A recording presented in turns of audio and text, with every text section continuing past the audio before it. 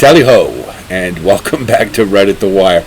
Give us a little English feel to start because we're going to be talking about the Royal Ascot meet that's to start on Tuesday. So we've selected 3 races from day 1 to take a look at. The Queen Anne Stakes, that'll feature modern games, who we remember from the Breeders' Cup. We're also going to take a look at the Coventry Stakes, which is a 2-year-old sprint, as well as the St. James Palace, which is a mile race for 3-year-olds. So let's take a look. So Royal Ascot 2023. The course is expected to be firm, or it'll note GF if you look at the past performances, good firm. And we note that some horses do have been running on soft ground or prefer it, and where that's the case, we'll note it. So, but you want horses who basically can run on firm turf, because that's what they're going to be getting for the meet. We're going to look at 3 races. The Queen Anne Stakes, which is at a mile on a straightaway for 4-year-olds and up. The Coventry Stakes, which is a 6-furlong straightaway sprint for 2-year-olds. And then the St. James Palace, which is 7 furlongs and 213 yards, so it's just about a mile. And it's run on the round course, so there's soft turns involved in it, and but it does tend to favor early runners a little bit, from what I can gather. So it's a little different than the straightaway, which you would think would be just kind of all-out speed. So there's a little more tactics in the St. James Palace. And these are 10-year trends of the last 10 runnings for each of these races we'll have. The Queen Anne Stakes is first. 4-year-olds have won the last 7 out of 10. 2 5-year-olds, 1 6-year-old, none older than that. 58% of rivals beaten for the winner. And basically how that's defined is, just as an example, if you finish second in a 6-horse field, you take the total amount of horses and subtract your placing from it. So in this case, 6 minus 2 would be 4. And then you divide that by the total field size minus 1, which is the horse who ran in it. So that's 5. So you would come up with 80%. That number that we're going to use when you see rivals beaten here, it'll be an aggregate of their last 5 races. The 2-year-olds will just use all of their races because most of them have only run 1 or 2. But that's a good indication of how many horses they've beaten. And obviously, if you have 100%, you're undefeated. 5 winners, the most of the 10, had 2 starts in the season prior. And 0 for 4 or 0 to 4 starts is the optimum. Anything over that probably isn't as good. Probably run too much. 7 of the 10 winners had 26 to 50 days from the last race, with 50.9% rivals beaten. 9 of the 10 winners had no headgear. That's blinkers, cheek pieces, shadow roll, anything like that. So obviously, if a horse is adding headgear, it's probably something you want to take a note of. And 6 favorites have won, including the last 3, with an odds range of 1 to 6 to 5 to 1. So it's a fairly chalky race most of the time, but that doesn't mean that they have to win.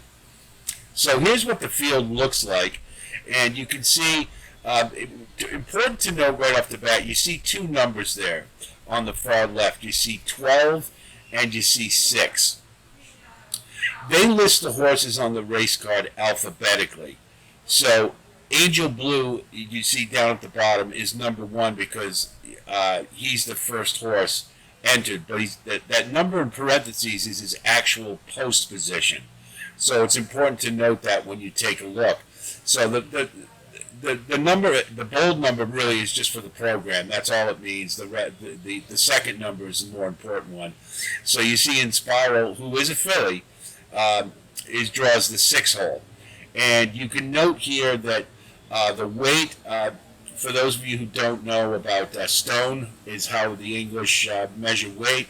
A stone is 14 pounds. So in this case, 8 stone 13 means that 8 times 14 is what, 80, and 80 and 32 is 112 plus 13. So that's 125. 9-2 would be 9 stone 2, so that's 36 and 90, so that's 120. They're running at 128. So most of the horses are carrying 128 pounds. And I'm pretty sure I'm right on that. If I'm not, please correct me. So if we look at the field, you see they're pretty much broken down by the odds that they've been listed at. You see, Inspiral is the favorite. She has been off for quite some time with an injury, and she came back with kind of a subpar effort. And you can say that she needed a race, but kind of hard to trust at this point. And we're going to look elsewhere otherwise. And of course, Modern Games we're familiar with from the Breeders' Cup, and most recently the Maker's Mark Mile. And you get Charlie Appleby and you get William Buick. William Buick's not riding so great right now, but Charlie Appleby's doing well. He's at 35% right now, so pretty hot. This is firm ground, and Modern Games likes that. But the thing is, that Maker's Mark Mile, I thought, was a poorly ridden race. William Buick kept him a little too far back, and he had too much to do late, and consequently he was behind the 8 ball. Ran a good second, but I just wonder if they try to do that again, that perhaps he's a little bit vulnerable. And this year I haven't thought, even last year in the Breeders' Cup, I didn't think Modern Games displayed that total superiority like he did in the Breeders' Cup Juvenile. So I think he's a little beatable this year. And noting if there any change in the weather, particularly if there's thunderstorms or the ground gets soft, then you definitely want to downgrade him, because I don't think he's as effective on soft ground. Native Trail is a horse who displayed a lot of promise, and he had throat surgery, and he'd been off for quite some time, and has come back and hasn't been quite the same horse. It doesn't mean he can't round back into form, but we do want to keep that in mind, and I think he might be a little overrated at this point. Chindet I really like.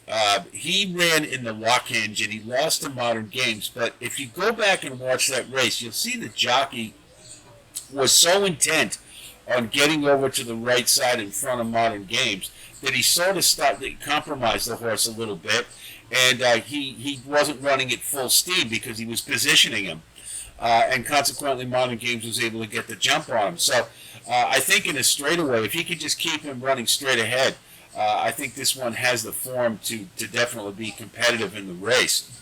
Mutasabek is very interesting because he's a front runner. He's going to be right on the engine, and he's been competitive in this group. And if he can get in the lead, and again, if they take Modern Games back a little bit, then maybe this one can get the jump.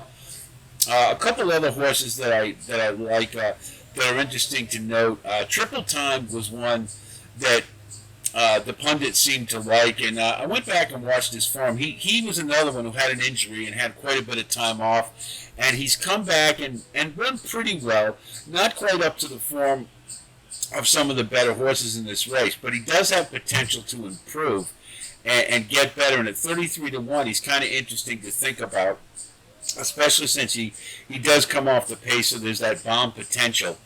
Another one is Berkshire Shadow. He won the Coventry Stakes last year on this course, and he is a horse for the course. Now, he comes off the lead, and he's demonstrated some good form. He's not quite as good as some of the others, but you know he likes the track, so maybe you can upgrade him in a 33-1.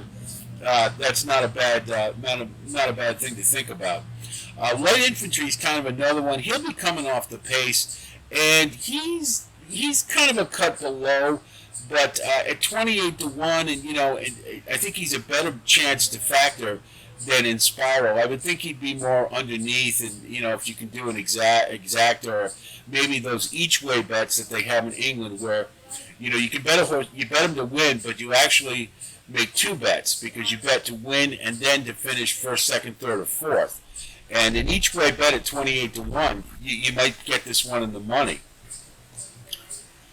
So for the top five, again, to review, I like, Modern Games should win the race. He's 94%, 94.7% rivals beaten. So he's, he beats just about everybody. But there's a little in the back of my mind that says he might be beatable. I just got a feeling that particularly if he comes up the pace and he's a little too far back, others might be able to get the jump on him, like Chindit.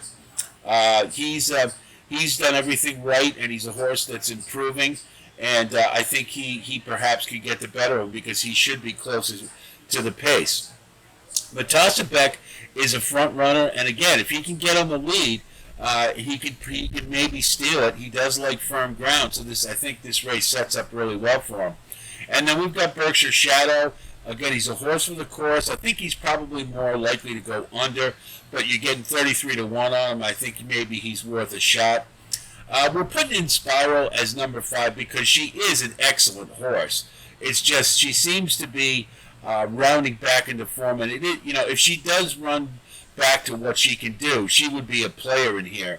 But I'm willing to, for that price, I don't really like her. I would have to look for elsewhere.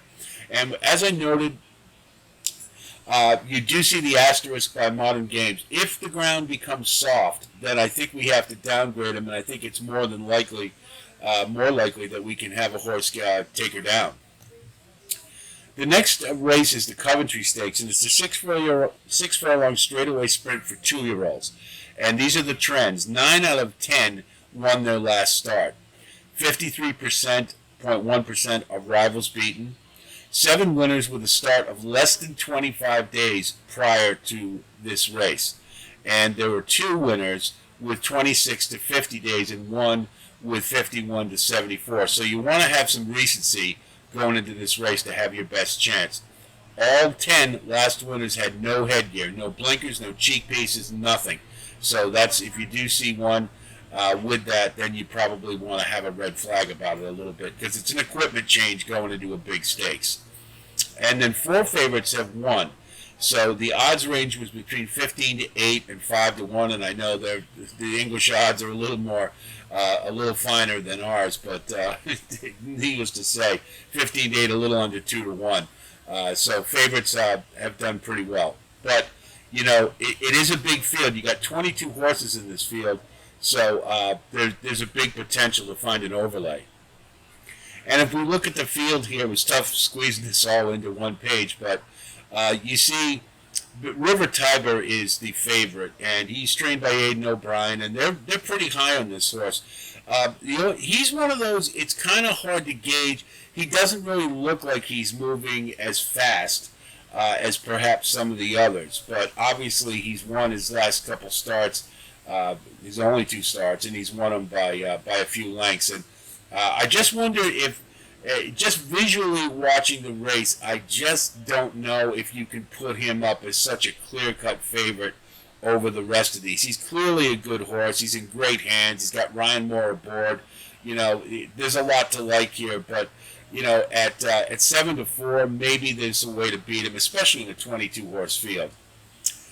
Give Me the Beat Boys is a horse who he comes from off the pace, and his first race was visually very impressive, but he really didn't beat much. But then in his next one, he had some competition, he just got up at the wire. So I'm not so sure that he's quite as effective as perhaps he's made out to be. But it is always a positive when you step up in class and win. But he does come from behind, and in this race, I think front runners might have a little bit of an edge. Case in point, Asadna ran just a phenomenal maiden win, his only start. I mean, he just blew that field away. And if you watched it, it was just the way he was going. He just looked full run, tons of energy. And I think he's a really good bet. The only question is can he repeat it? Because, of course, it's only one start, and you are up in the class level pretty significantly. But I think he's one that you really got to like. Then we have the American, Fandom. And he's Wesley Ward bringing one of his over in a Rod Ortiz. And if you saw that maiden at Keeneland, you would think there's nobody in the world who could beat this horse. He broke like a shot out of the gate, and he just kept going. He was never in doubt who was going to win. Visually, he just looked awesome. And I think, his Racing Post rating, which are all the way to the right there, is a little lower than some of the others here. But I think that's mainly because it was on an American track. I think this horse is a lot better than that. And at 14 to 1, I think this one has a really good shot at taking it down. There's a couple others in here that it is a deep field. I think most of the horses who are high odds, like from Flag of St. George onward are pretty much there for a reason. They're just not fast enough. But there are a couple in here they're sort of intriguing if you want to take a thought about. Bayern didn't really run very well last time, but he seems like he could do better than that. And you look, his Racing Post rating is actually higher than Fandom's. He didn't run that way in his last start, but he was kind of at the back and kind of compromised a little bit. And at 50 to 1, he might be worth a shot. Hatem is another one. He won his maiden very impressively, and then in his next start, he just stumbled at the break, and he was really compromised. But he ran an excellent third. He made his way through traffic, and he was still full of run going in at the wire. So he's one at 40 to 1. Another one to think about. The horse that beat him, Bobsleigh, has been steadily improving and runs from off the pace a little bit, and that may compromise him a skosh, but I think this one is capable of improvement, and I think he can run a much better race coming into the race in good form. There's a couple others in here. I think Army Ethos looks a little overrated to me. He won his maiden, but he didn't really beat much. I think it was only a 4 or 5 horse field, and he won it pretty convincingly, but I just wasn't that excited about it to tell me that he would be a prime contender in here.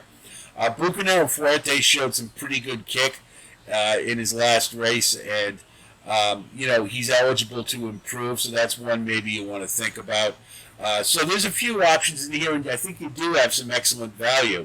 If you could get a horse like Hatem can break right, who knows? They're a 2-year-old, so anything's possible.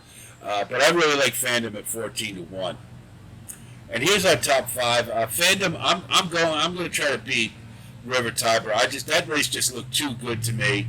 And at 12 to 1 or 14 to 1, whatever he comes in at, he just looks awesome to me. Now, he is going to be in the 15 hole, but it is a straightaway, so it's not that big a deal, really. Like I said, I just think he's got a really good chance here. He's going to get competition from Asadna up on the engine, and we'll just have to see which one of them is best. Asadna's and Fandom both only have one start, so it's kind of hard to tell, but, they're 2-year-olds, so anything's possible. It's not like any of them have a severe class edge because they've run in some classier races, per se. Some of them have, but they can all improve, so, it's a crapshoot in many respects. River Tiber is pretty obvious. Aidan O'Brien is very high on this horse, and Ryan Moore, and he hasn't done anything wrong. His last race, he had a little bit of trouble, so he got some bottom to him, and I think that may help him in a big field. But I just looked at him, and I didn't see where he was so superior to some of these other horses, and consequently, I'm going to try to beat him.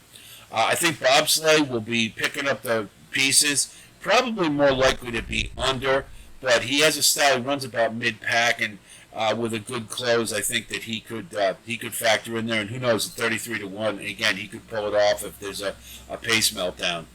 And 5 is Gimme the Beat Boys. Again, his first race was really impressive. His second race, he still won it, but it was just the fact that he needed every bit of the stretch to get up in time. He just barely won it, and I just wonder if maybe as the class is increasing that maybe he's not quite as good as we think. But the Brits seem to be pretty high on him, and with that late running style, again, if there's a pace meltdown, perhaps he can get up. So the St. James Palace is the third race we're going to look at, and it's, like I said, it's 7 furlongs and 213 yards, so it's almost a mile. And it's for 3-year-olds only, and it's run on the round course, so there are turns involved, but they're not really tight. They're pretty soft if you look at the Ascot map. So I think horses on the front end should have an advantage, kind of like Belmont, where the turns are pretty soft, and once you get on the lead, it's easy to hold it. The leading trainers, John Gosden has 3 of the last 10, and Aidan O'Brien has 2. That's no surprise either way. 50% rivals beaten. And 5 won their last start out with 41.7% rivals beaten. 6 winners had 2 runs in the season prior. So this would be third off the layoff, makes perfect sense. 7 of the winners had a run less than or equal to 25 days prior. and the other 3 had 26 to 50. So you definitely want to have some recency, and horses with a long layoff are a little suspect. 9 of the winners had no headgear, no blinkers, no cheeks pieces, and if you do see a horse putting them on for the first time, then that's something maybe you want to think about. And 6 favorites have won of the 10, and the odds range was 1 to 2 to 7 to 2, and so it's a fairly chalky race. But this field is pretty interesting. It's pretty deep. If you look at the top 5 there, you've got the Irish 2000 Guineas winner. You've got the French 2000 Guineas winner. So there's some talent here, and I think one of the horses finished. I think it was Cicero's Gift finished second in the British 2000 Guineas. So there's a pretty deep field to say the least. Caldine is the favorite at 9 to 4, co-favorite with Paddington. Here's the thing about Caldine. First of all, watching his races, he doesn't have that greasy speed turn of foot in watching him like some of the others. He seems to kind of grind it out, and you know, he gets up. He hasn't lost, but I mean, he's just more of a grinder. He has only run on, the last 2 races have been on soft turf. So he's a little suspect at good to firm, and that's why I think he's very beatable in this instance. Paddington was visually very impressive. He comes off the pace, but he did so with a really solid kick. He just full run, full of energy, and I really like his chances in here. Between the 2 favorites, I think Paddington has a better edge. Cicero's Gift is a horse that's steadily improving, and the pundits seem to be very high on him. I've watched his races, and he definitely has a nice turn of foot, and he'll be up near the lead, and I think that's important in this race, particularly on the round course. So I like Cicero's Gift. Mustabshir is my pick to win it. I think he's got a really good chance to take this one down. He's going to be on the engine, and I'll tell you, if you watched his last win from the front end, he just blew the field away in the stretch, and he had tons of run left. Just looked really impressive, and I think he can even run better than that. I think he's tactically going to have a really good edge, and at 9 to 1, I think he's an excellent price. The next in the 3 hole is Isaac Shelby, and he's a horse that they've been talking about a bit, and I've watched him run. I wasn't quite as impressed with him as the others, and Paddington and Mustabshir in particular really caught my eye. But this one I think is going to factor in the race, and he'll be up near the engine, and if he's good enough, he's got a shot. At 10 to 1, that's a pretty good price. Royal Scotsman comes from off the pace, and I think he's a classic example of a 2-year-old who just hasn't gotten any better. He just doesn't look like he's progressed in his last couple starts this year, and he maybe can get up for under, but I think that's the extent of it. And the others are, I just don't really think are good enough. They haven't proven as such watching their replays. So I think it's a top-heavy race, but it's a pretty good top. It should be a really fun race to watch. So if we look at our top 5, we've got Paddington as number 1. Again, visually impressive. I really like this turn of foot, and good to firm is what this horse wants. So I think he's got a big edge over Caldine. Number 2 is Mustabshir. Again, he's going to be on the engine, and I think he could steal this one. If he runs like he did last time, he's got a really good chance, and at 9 to 1, that's a great price. Excuse me. Cicero's Gift is a steadily improving sort, and he'll be up near the lead. I think tactically he may have an advantage. You get a pretty good rate at 5 to 1, and he's undefeated, so he's as good as any candidate to win this. Isaac Shelby, again, is another one that is steadily improving. He'll be up near the engine. Again, a good place to be. And I think he'll be on the inside in the 3 hole. And tactically, he should be able to get a really good position. And if he's good enough, he's got a chance to win. Caldine, if it goes soft, if there's rain of some kind, then you certainly would upgrade his chances. But right now, I think he's up against it, and I think he's way over bet. I mean, he's just a major underlay to me, particularly if you watch how he moves compared to some of the others above him. So I'm downgrading him. Now, he could still get into the mix. There's, he's a talented horse. There's no doubt about it. I just think the surface really compromises his chances. So as the rain begins to fall, I'll summarize really quickly. This should be a really fun day of racing, and we'll be continuing our coverage throughout the week, selecting races for each day of Ascot. So please stay with us for that. If you do like what you see here, of course, please like and subscribe, and we do thank you for coming by. And I'll be talking to you this week more from the UK, and I hope you look forward to it, and I hope this helps you with your wagering. So best of luck there. I'll talk to you soon. Be well.